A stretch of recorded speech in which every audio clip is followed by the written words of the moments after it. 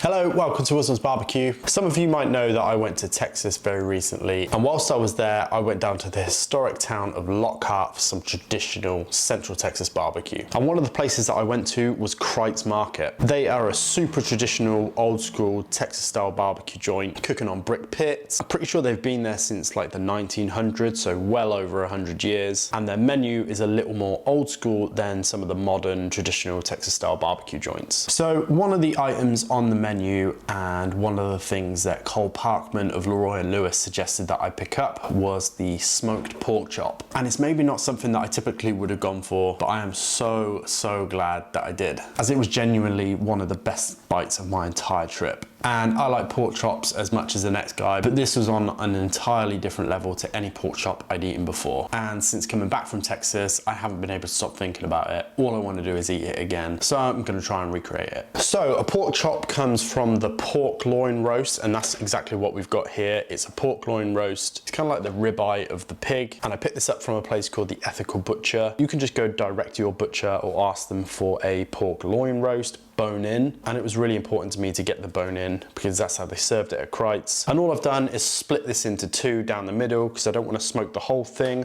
I'm probably going to turn this side into an actual roast and make use of all that crackling, that skin on there, score it, add a load of salt, and just do a real kind of crispy crackling roast with that. I'm going to use the end which is closer to the head of the pig, this kind of ribeye looking section. It's got a lot more fat there, and I think it will hold up better for this particular type of cook. And I just simply removed the skin. You can see it's got the bones in, so we can make some nice pork chops. And again, I want to cook this as close to how I think Kreuz Market cooked it, so I'm going to leave it on the bone. I'm going to smoke it as is. When it's time to eat, or in Kreuz case to order, I'm going to take it off the smoker, slice the bone, and serve a smoked pork chop. What we're going to do to make sure that we get a nice amount of salt throughout the entire chop, not just on the outside but right in the center here, given that we're going to slice them apart, we want it to be seasoned all the way through, is we're going to brine it. So we're going to go in with a 6% salt brine. That's a 6% salinity, and what I mean by that is the total weight of salt will be 6% of the total water weight.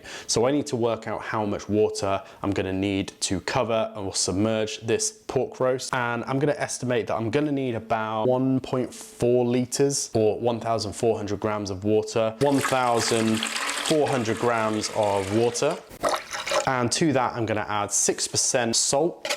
And the Kreuz pork chop definitely had a little bit of sweetness to it. That's probably to do with some kind of malt, but we're going to add some honey. Pork does love a little bit of sweet. And now all we're going to do is submerge our pork roast into the water, into the brining liquid, and it fits perfectly. And we're going to put this into the fridge for 24 hours. And what's going to happen is the salt is going to penetrate deep into the meat. Some additional water is going to get in there as well. And all you pretty much need to know is that this is going to end up more seasoned and juicier than a non-brined pork chop. So it's been about 24 hours, so we'll get this out, dry it off, and give it a rub. And you can feel immediately, even just after 24 hours, how much heavier this thing is. It's firmer, it's taken on a lot of water. So in terms of seasoning, I'm just gonna go real simple. Some garlic and some black pepper. I'm not adding any salt, because obviously this has been brined. I'm gonna leave this to hang out just for half an hour, 45 minutes, whilst I get the PK fired up. Little chunk of oak from Smoky Oak Barbecue.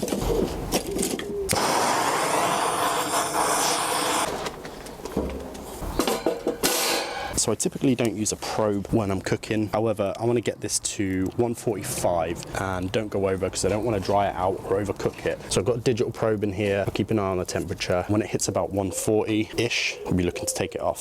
So I'm going to start this nice and low and smoky, because this isn't going to get a huge amount of time on the PK. So I'm starting low and smoky to build up that color and flavor nice and early. I'm going to bring this up to around 225 Fahrenheit and we'll let it roll from there. So we are at 104 internal.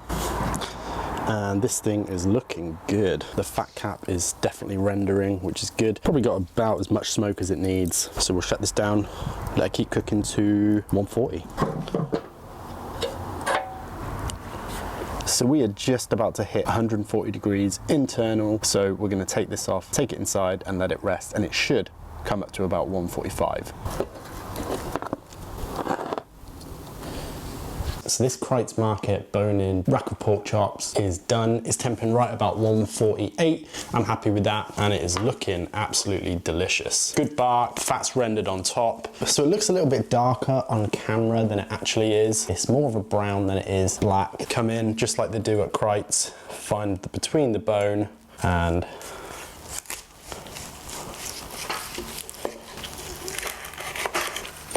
oh yeah. Super juicy. You can see the juice glistening. Got a little bit of a smoke ring. I am really happy with how that turned out. Not sure if it's going to taste quite like the Kreuz one. It definitely smells similar. Maybe a little less smoke. Almost definitely a little less smoke. I'm going to plate it up. So I had to serve it on butcher paper with some sweet white onion, some homemade pickles, just like they do at Kreuz, and take a bite. That is perfectly seasoned. The loin pulls apart. Really nice and juicy. Hopefully you can see that. The brine really worked, seasoned all the way through. Good smoky flavour. The fat on top has rendered, it's nice and crispy. I mean, that was a simple cook, and I'm sure Kreuz Market do it differently, but I'm really happy with how this turned out. And that bone in there, almost like rib meat. Well, it is rib meat surrounding it. Delicious. I think it could have been smokier. I could have cooked it slower. I think if I did anything differently, cook it slower earlier, get more smoke flavour on it. That fatty bark, all rendered, crispy, salty. Overall, really, really happy with how this turned out. I can't stop eating it. Next time, more smoke. Not a single piece of this is dry. So I hope you enjoyed that video. I definitely enjoyed making it. I definitely enjoyed eating it. I would definitely recommend going and get a pork loin, brining it, smoking it. I'd be surprised if anyone was disappointed by it. And it's definitely one that I'll genuinely do again. So thanks very much for watching. Please like, comment, subscribe. It really helps me out. And I'll see you in a week or two for another video.